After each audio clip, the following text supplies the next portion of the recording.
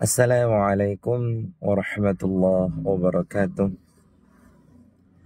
Alhamdulillahi rabbil alamin.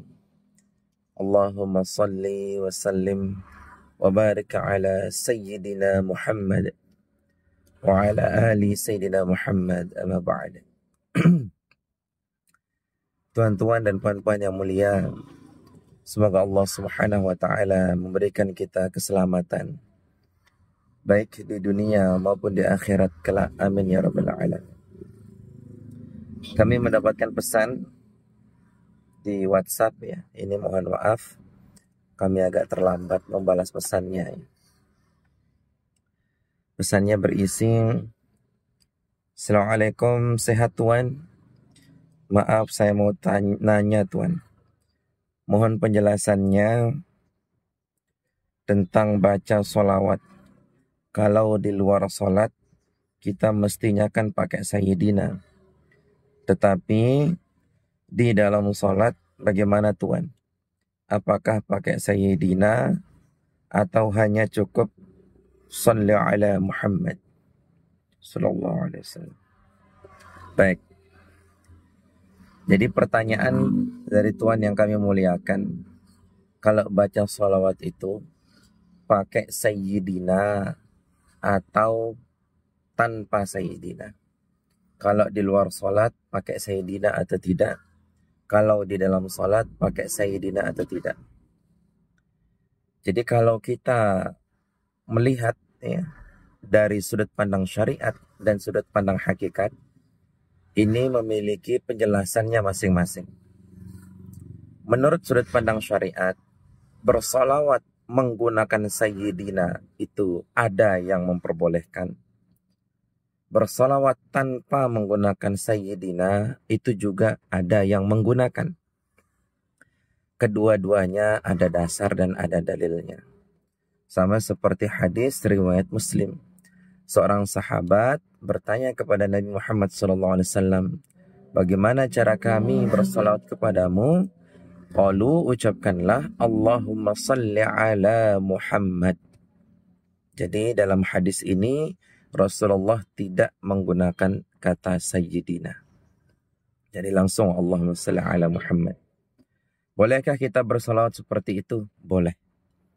Ya, silahkan yang mau menggunakan silahkan. Yang kedua, ada hadis yang diriwayatkan oleh Imam Muslim. Bunyi hadisnya, saya adalah penghulu dari anak cucu Adam pada hari kiamat. Ini hadis riwayat Muslim. Jadi, ana sayyidun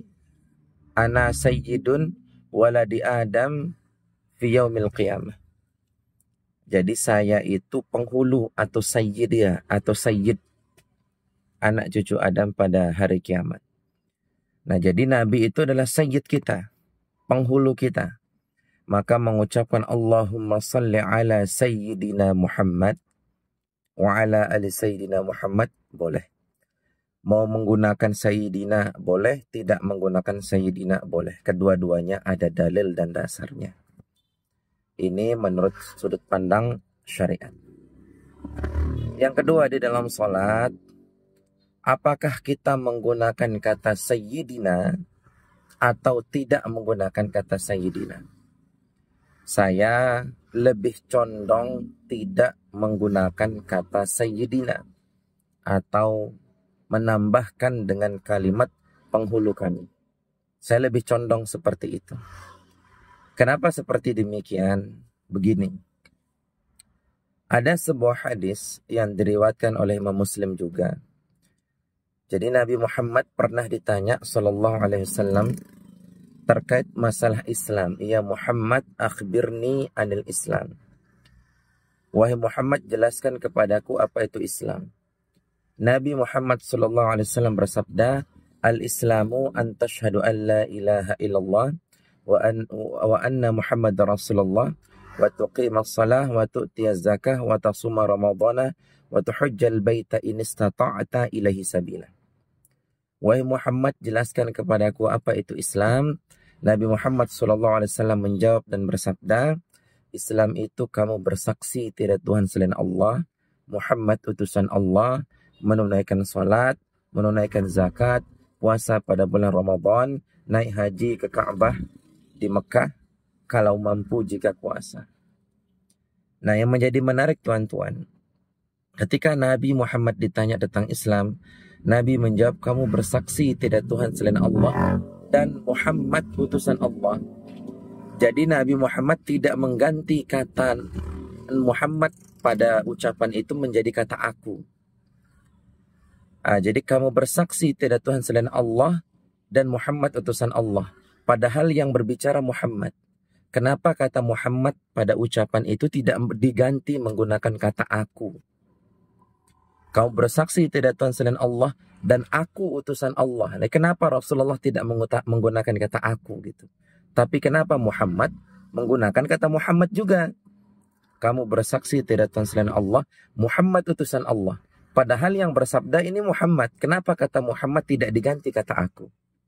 Nah, kalau Nabi Muhammad mengucapkan kata aku pada kalimat hadis tersebut, maka umat-umat yang hari ini bersaksi kepada Muhammad utusan Allah itu batal.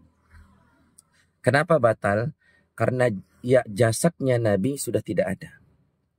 Kamu bersaksi tidak Tuhan selain Allah dan kamu bersaksi Muhammad utusan Allah.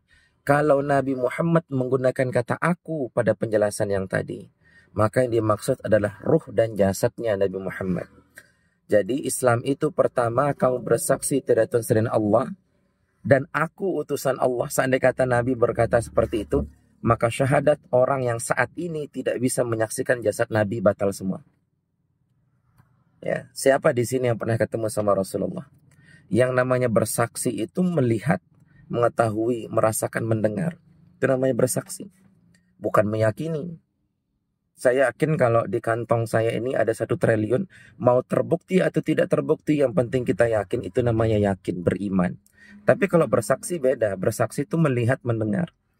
Jadi kalau Nabi Muhammad menggunakan kata aku pada hadis tersebut, maka orang-orang yang hari ini semuanya batal syahadatnya.